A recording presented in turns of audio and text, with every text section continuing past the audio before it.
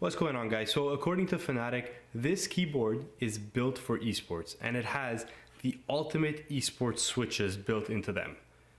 So let's check it out. But first, we got to get into esports mode. This is a 65% keyboard, which makes sense since it is being targeted as the ultimate esports and competitive gamer keyboard. So you want to keep it a low profile which leaves more room on your desk for your mouse and your mouse pad.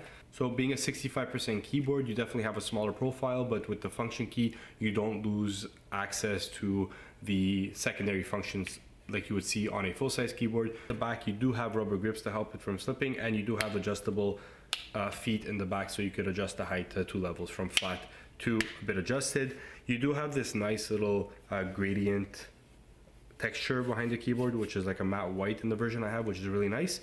And of course, always love to see USB-C detachable on the top left hand side of the keyboard. And then you do have the branding of Fnatic and Streak on the sides and Fnatic on top, which is pretty nice. And it does have this Fnatic nameplate logo that lights up. One great addition to this keyboard when you get it out of the box is that Fnatic includes a coiled cable, a white or matching coiled cable already in the box, which is really nice, so you don't have to go out and spend an additional $50, $60, $70 or more on a custom coiled cable to get that aesthetic on your battle station. The only thing, obviously, this is a standard coiled keyboard, so you don't have any of the connectors to make it a bit easier. So it's just a full size, full length USB-C coiled cable here. Okay, so now let's take a look at why Fnatic is able to market the Streak 65 as this super competitive, amazing esports, ultimate esports keyboard out there. And it all comes down to the switches. So these low profile switches are 35% slimmer than your traditional switches, which allows for a 1mm pre-travel distance and a total 3.2mm travel distance, which will help for a faster key press and multi-key presses while you're gaming. Now the ones here are silent and linear switches, and honestly they sound really good, they feel really good, and I did notice that because of their low profile, it does seem to be a bit faster than a standard switch and a standard full-size keycap attached with it as well. So here's a quick sound test of Fnatic Streak 65 linear and silent low profile switches.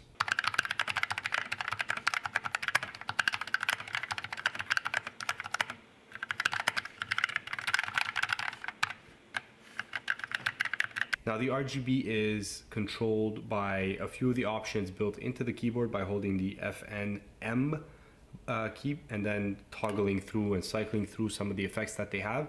However, you could go into the Fnatic app, their software, to do a bit more customization or the RGB lighting, so you could choose to have like a gradient look or random colors. I will say one issue, and I don't know if this is just for me or if other people have the same issue, whenever I try to toggle the gradient option and choose multiple colors to cycle through the gradient, the app would just crash and have to restart, as you guys could see. So I wasn't able to get the gradient RGB lighting going, but that just could be an easy software update. But through the software, you could also customize the remapping of the keys on the right. So the version here is the Streak 65, which is their smallest keyboard in the Streak lineup. Then you do have the TKL version, which is called the Mini Streak, and then you have the full-size keyboard from Fnatic, which is just called the Streak. So the Streak 65 is really tailored to more of their esports portable competitive scene, whereas the other keyboards in the Streak lineup are not. So I will say that I was very surprised by this keyboard. I was not expecting it to be this good out of the box.